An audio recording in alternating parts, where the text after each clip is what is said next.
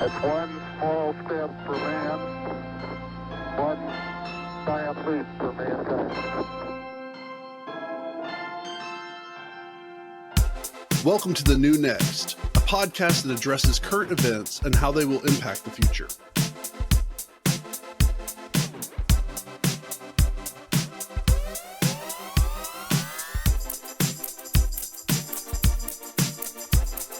I think there's not enough expectations for world leaders. There's a lot of feeling that you can act one way in public and you're just this figurehead, and in private act another way. And just really seeing a lot of people that I thought were admirable people really get caught up in some things.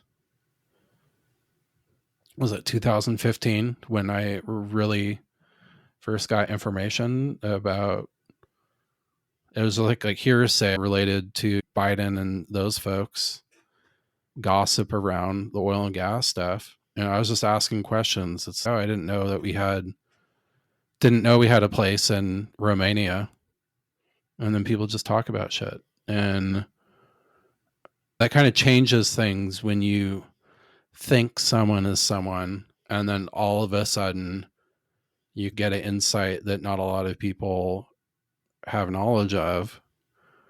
And you're just like, oh man, this is really a lot to handle. What are you even supposed to think about this?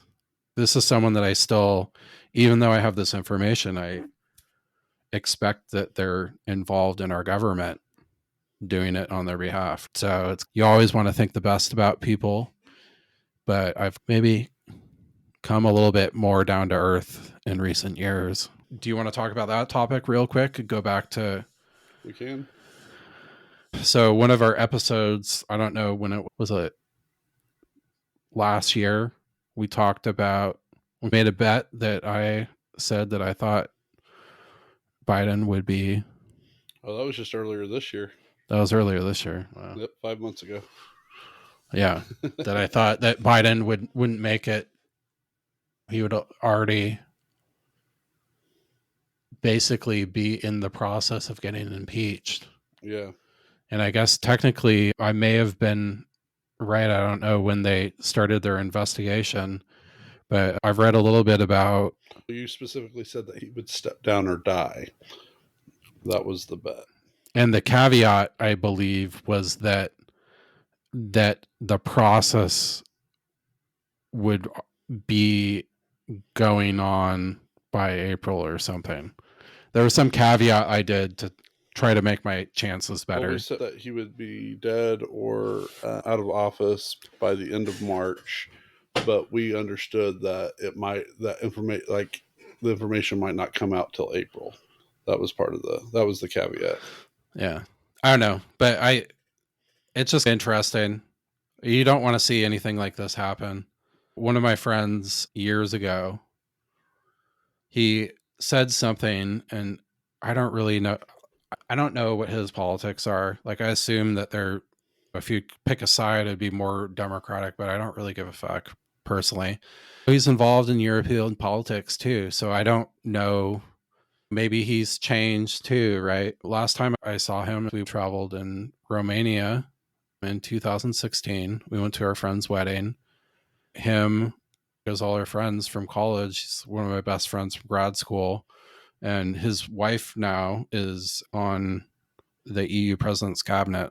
And I don't really know her that well, but she's a wonderful person. And it's just really hard for me to think that they've changed from what I thought.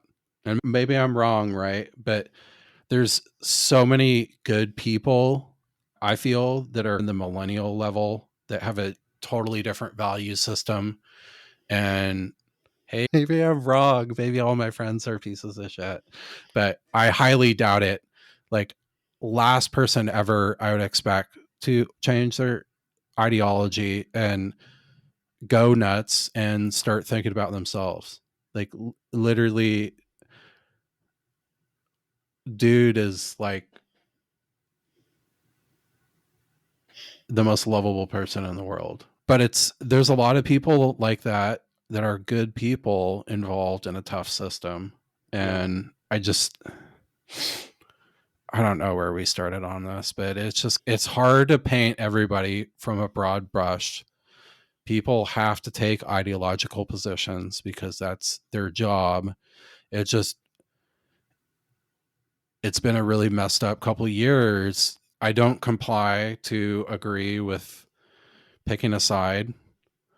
I feel that people all should be able to share their opinions, but you do have laws which are a commonly agreed upon principle, and to see people just openly flaunting them because it benefits their side, what it does is destroy all these people in the middle that are trying to be here, trying to support the space to have constructive conversations for both positions.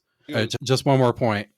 To go back in 2020 when Biden and Kamala were running, Andrea, who lives over in the EU, said some comment I remember was like, what do you think about Biden and Kamala? And I didn't really even want to respond to it because I don't necessarily have anything against their politics, but I